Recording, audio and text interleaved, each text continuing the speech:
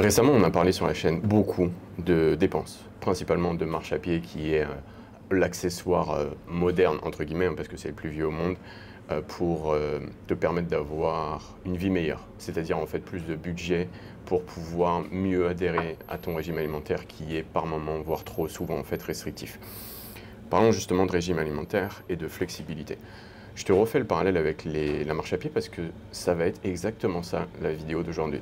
Ça va être la gestion et la flexibilité en fait de tes données de nutrition pour mieux vivre, bien vivre tout le temps. En fait, un des problèmes des personnes qui cherchent à comprendre comment mettre en place leur système, c'est qu'elles pensent beaucoup trop court terme, elles pensent beaucoup trop unité. Avec les pas, on avait pu voir que quelqu'un qui travaillait en semaine, vous nous le répétez tout le temps, moi, je prends le métro Lucas, je prends la voiture, j'ai les transports en semaine. Franchement, même avec un tapis chez moi, 8000. Vraiment, Lucas, 8000, tu vois. Donc, moi, je peux pas manger comme toi. Et je t'avais déjà dit dans ces vidéos que fantastique, bro, pas de souci, je comprends, c'est la vie que tu as choisie, c'est celle qui t'est imposée avec tes choix, je veux dire. Ce qui est bien, c'est que si tu es au bureau en semaine, tu es chez toi en week-end, donc tu peux avoir des totaux de dépenses plus hauts le week-end pour avoir une moyenne globale sur la semaine plus haute.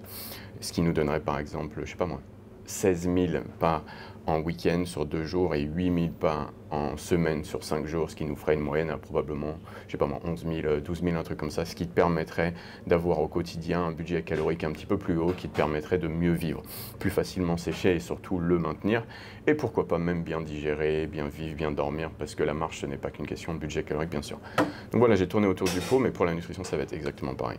C'est-à-dire que moi, j'ai envie que vous captiez qu'il n'y a pas d'erreur. Tout se rattrape à partir du moment où tu comprends comment ça fonctionne. Je te donne ton exemple de toi qui réfléchis pour le foutu pour foutu, toi qui sors et qui mange et qui boit et qui t'en veux absolument le lendemain. Toi qui as tendance à arrêter dès que ça part en vrille. Et vous savez, nous on a un Discord pour travailler avec Antoine et on a environ 500 membres maintenant, donc j'ai un échantillon gigantesque de résistance que vous rencontrez dans la vie et celle-ci est très souvent présente avec la famille, les vacances et pourquoi pas le travail. Je te donne un exemple assez simple. Imagine aujourd'hui tu montes à 3600 calories estimées, parce que bien sûr généralement quand on va dans le chaos à ce point-là, ben, on n'y va pas qu'à moitié. Ce que tu vas pouvoir faire les jours qui vont suivre, ça va être tout simplement réguler en faisant des mathématiques le surplus calorique que tu as mangé sur cette journée. Je veux que tu captes là. Imagine tu vas dehors, tu bois, tu manges, tu as un surplus calorique de 1200, c'est aucunement un problème. Oui, bien sûr, tu le vivras mieux dans le contexte du bodybuilding, de ne pas le faire le surplus autant physiquement que psychologiquement, sachant que les prochains jours, tu vas devoir manger moins en faisant des mathématiques pour rééquilibrer ce total, lisser ce total qui était un petit peu élevé du coup, du fait de cette journée en surplus. Je vous remets un graphe probablement que j'ai trouvé sur Internet. On a même tout un système qui est très populaire dans les coachings, surtout anglais, qui s'appelle le calorie cycling ou le carb cycling, qui est plus ou moins basé sur le même principe. En fait, peu importe ton contexte, que tu sois en sèche, que tu sois en prise de masse et que tu sois en maintenance ou que tu sois en maintenance, pardon, tu peux, tu devrais utiliser cet outil que peut-être tu ne connaissais pas pour en toutes circonstances être là où tu dois être en total calorique. N'imaginez pas que les dingueries en prise de masse, elles sont sans conséquence. Toutes ces folies hors plan que vous autorisez sur des versions off de masse ne vont que vous rajouter un apport calorique pas nécessaire pour votre progression, en tout cas si c'est l'objectif, hein, je vous laisse décider, et vous faire accumuler du gras qu'il faudra difficilement, longuement en tout cas, perdre sur la phase de sèche. Donc cette tactique, elle est tout autant valable en phase de masse qu'en phase de sèche ou en phase de maintien. Je vous capis aujourd'hui que vous ne devriez plus jamais avoir peur de manger et de dépasser votre total calorique. Si en tout cas vous jugez que sur le moment c'est la meilleure chose à faire, que ce soit socialement, psychologiquement ou même physiquement.